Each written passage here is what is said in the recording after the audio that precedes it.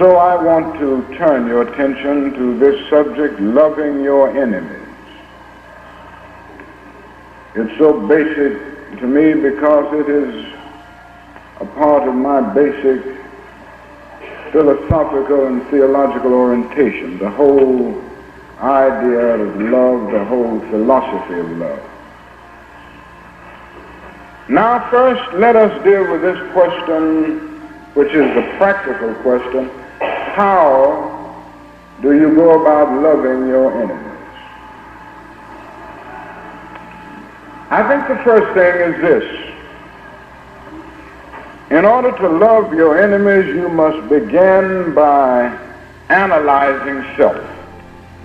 Now, I'm sure that seems strange to you that I start out telling you this morning that you love your enemies by beginning with a look at self.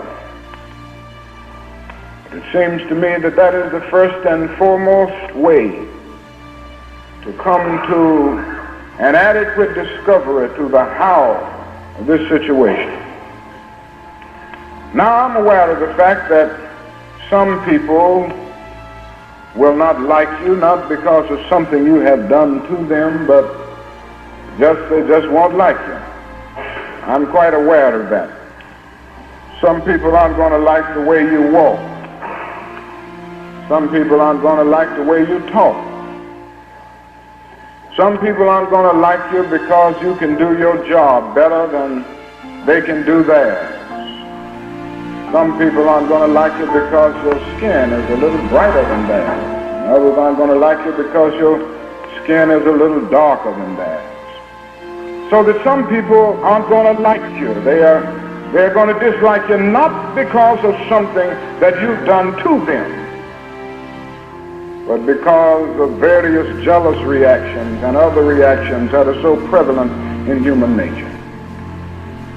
But after looking at these things and admitting these things, we must face the fact that an individual might dislike us because of something that we've done deep down in the past, some personality attribute that we possess, something that we've done deep down in the past and we've forgotten about it, but it was that something that aroused the hate response within the individual.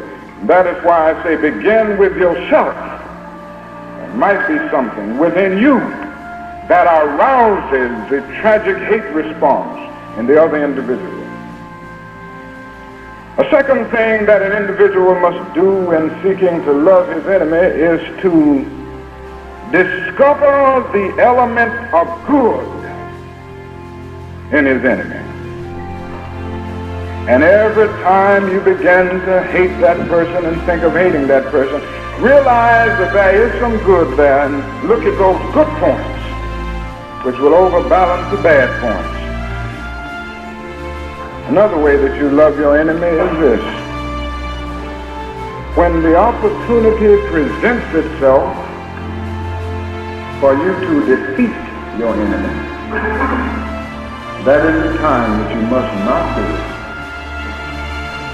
There will come a time, in many instances, when the person who hates you most, the person who has misused you most, the person who has gossiped about you most, the person who has spread false rumors about you most, there will come a time when you will have an opportunity to defeat that person.